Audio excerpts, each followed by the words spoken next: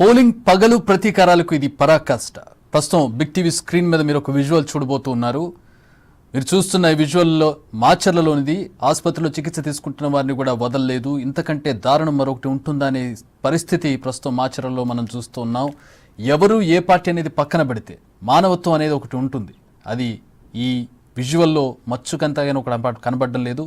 కరడుగట్టిన faction ఏరియాలో కూడా ఆగర్భ శత్రుత్వం ఉన్న మహిళల్ని, చిన్నపిల్లల్ని, వృద్ధుల్ని ఏమీ అనరు.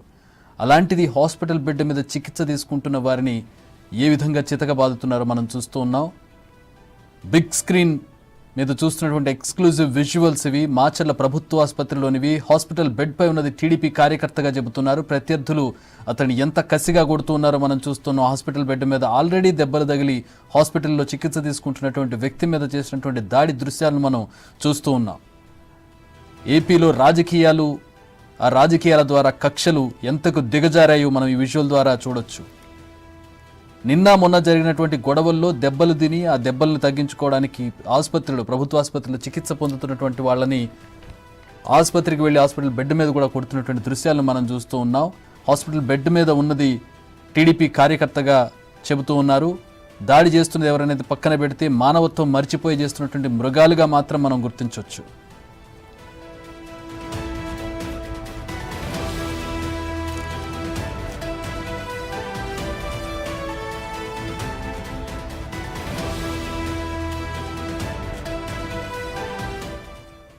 ఈ ఘటనకు సంబంధించి మరిన్ని వివరాలు మా ప్రతినిధి సాయి శంకర్ని అడిగి తెలుసుకుందాం. సాయి శంకర్, చాలా దారుణమైనటువంటి ఘటన.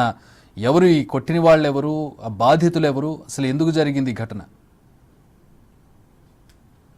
ఒక వర్గం మధ్య కూడా యువకులకి సంబంధించినటువంటి వారి మధ్య కూడా జరిగినటువంటి వివాదం నేపథ్యంలో ఒక రెండు వర్గాలుగా కూడా విడిపోయి జరిగినటువంటి వివాదం. అయితే ఈ నేపథ్యంలో గాయాలైనటువంటి వాళ్ళని హాస్పిటల్ కి, అంటే ప్రభుత్వ హాస్పిటల్ కి తీసుకొని వెళ్ళి వాళ్ళు ట్రీట్మెంట్ చేసుకుంటున్నటువంటి పరిస్థితుల్లో కూడా అక్కడికి కూడా చేరుకొని గొడవలు పడ్డాయి అన్నటువంటి నేపథ్యం ఉంది. అంటే ఎట్లాంటి సిచ్యువేషన్లు ఉన్నాయి అనేది కూడా మనం గమనించాల్సినటువంటి పరిస్థితి ఉంటుంది. యువకుల మధ్య దారి తీస్తున్నటువంటి గొడవలు కూడా తీవ్రమైనటువంటి స్థాయికులు కూడా చేరుతున్నటువంటి పరిస్థితుల్లోనే హాస్పిటల్లో సెక్యూరిటీ ఉంటుంది. దాంతో పాటు అక్కడ వేరే విధమైనటువంటి పేషెంట్లు ఉంటారు.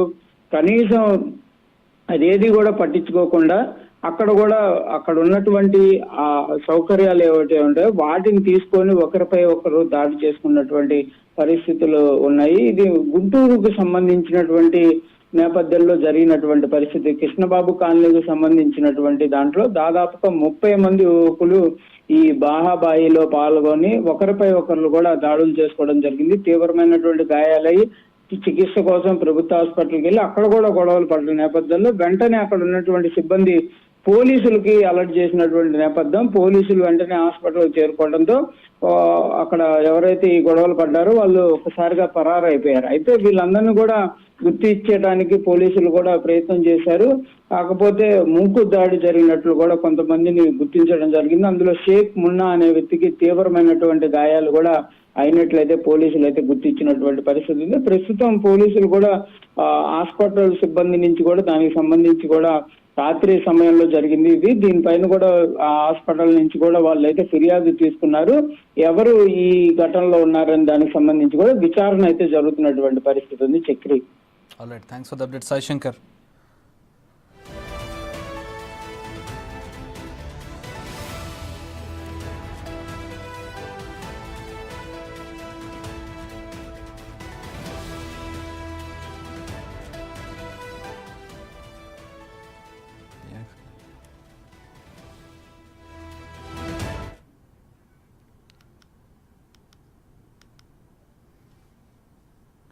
బిగ్ టీవీ స్క్రీన్ మీద మీరు చూస్తూ ఉన్నారు. మాచర్లలోని ప్రభుత్వ ఆసుపత్రిలో చికిత్స తీసుకుంటున్న వారిని దారుణంగా కొడుతున్నటువంటి దృశ్యాలను మనం చూస్తూ ఉన్నాం.